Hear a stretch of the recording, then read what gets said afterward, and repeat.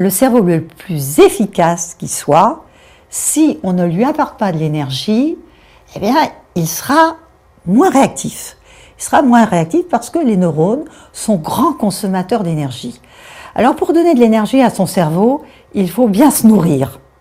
Et effectivement, on peut tout à fait prévoir, lorsque on a vraiment un effort intellectuel important à fournir, on peut prévoir certains plats, certains menus qui vont être hypocaloriques et hyper énergétiques.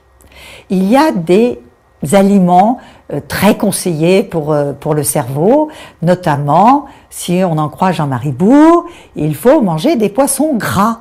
Donc le super sandwich n'est pas le sandwich jambon. Ce sera plutôt un sandwich au saumon, ça sera plutôt un sandwich au thon. Et alors, si vous aimez les sardines, c'est un sandwich aux sardines qui sera le sandwich le plus énergétique pour votre cerveau, par exemple.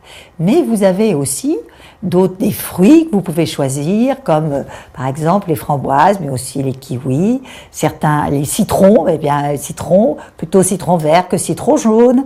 Et puis vous avez aussi dans les viandes, ce sont plutôt des viandes comme par exemple les volailles ou le veau, et puis surtout les abats.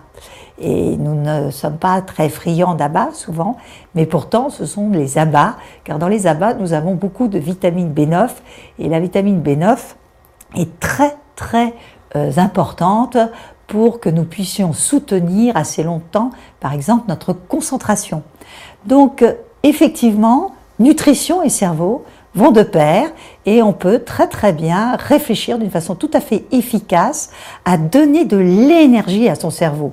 Alors entendons-nous bien, par la nutrition, nous apportons l'énergie. Mais si par exemple nous ne savons pas mémoriser, ça ne nous apportera pas de la mémoire pour autant. Il faut vraiment ne pas confondre. La nutrition nous apporte l'énergie, elle ne nous apporte pas la mémoire induite. Seulement de l'énergie.